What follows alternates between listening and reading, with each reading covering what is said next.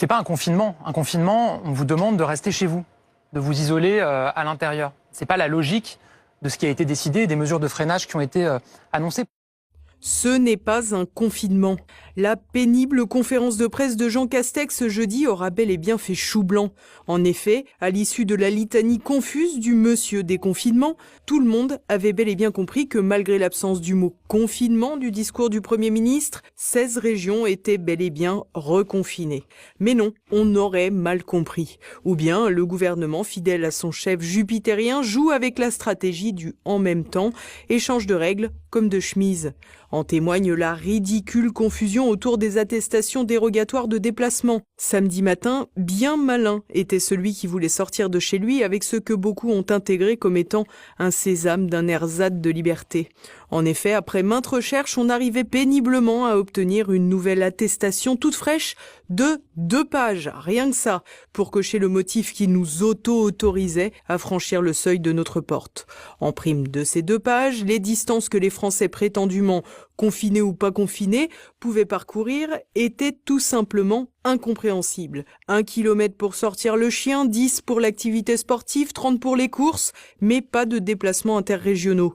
Compliqué pour celui qui comptait aller courir avec son chien pour aller chercher le pain. La situation est devenue encore plus risible quand le gouvernement a finalement annoncé qu'il ne fallait plus d'attestation, puis uniquement un justificatif de domicile, et puis d'ailleurs que ces nouvelles mesures n'avaient rien à voir avec un confinement, et qu'ils invitaient même les Français à aller tous dehors. Du côté de Marseille, on s'est posé moins de questions puisque 6000 personnes se sont réunies pour célébrer le carnaval, une festivité expiatoire non autorisée qui prenait tout son sens en cette période de délire. Sans surprise, le préfet des Bouches-du-Rhône a guère soupé le rassemblement dont les participants ont été considérés comme irresponsables.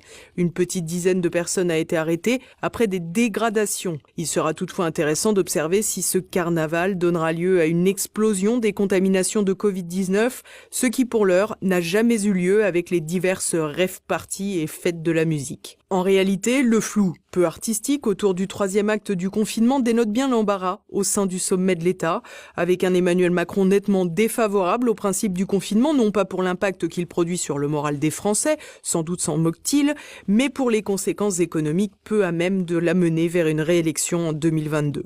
En effet, tout porte à croire que les autorités sanitaires, d'Olivier Véran, ministre de la Santé, en passant par l'illustre disparu des radars Jérôme Salomon, directeur général de la Santé, et le patron de l'AP-HP Martin Hirsch, qui, pressé par des chefs de service hospitaliers, pousse pour boucler le pays en brandissant des chiffres changeants au sujet des patients en réanimation. C'est d'ailleurs ce qu'expliquait Fabrice Divisio, l'avocat spécialiste des questions de santé, dans le dernier numéro du Samedi Politique. Rappelez-vous le professeur Perromort sur CNews, qui est chef de service et qui vous dit que on lui dit que finalement des pas contents, des mécontents dans les hôpitaux, donc. Il a employé cette expression, hein, des mécontents chargeraient les services de réanimation, donc au sens large, pour manifester leur mécontentement. Et il y a un truc qui est assez quelque chose d'assez troublant quand vous regardez les courbes à la PHP en tout cas en Île-de-France.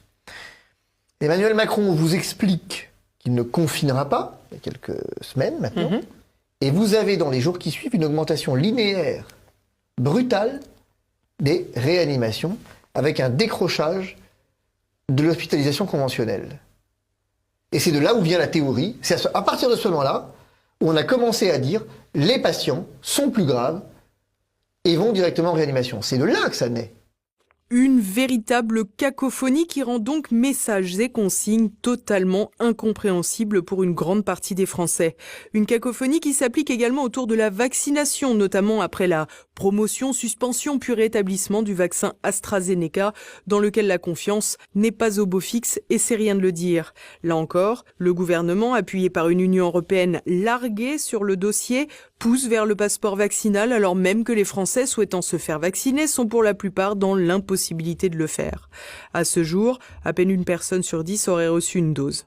De quoi faire bondir le maire de Paris qui monte désormais au créneau pour demander l'ouverture de la vaccination à tout le monde. Une position que l'édile croit électoraliste, toujours ivre de l'idée de se présenter à la présidentielle. De quoi démontrer une nouvelle fois que la crise du Covid pousse les dirigeants politiques dans des décisions irréfléchies pour uniquement tenter de récupérer un créneau électoral.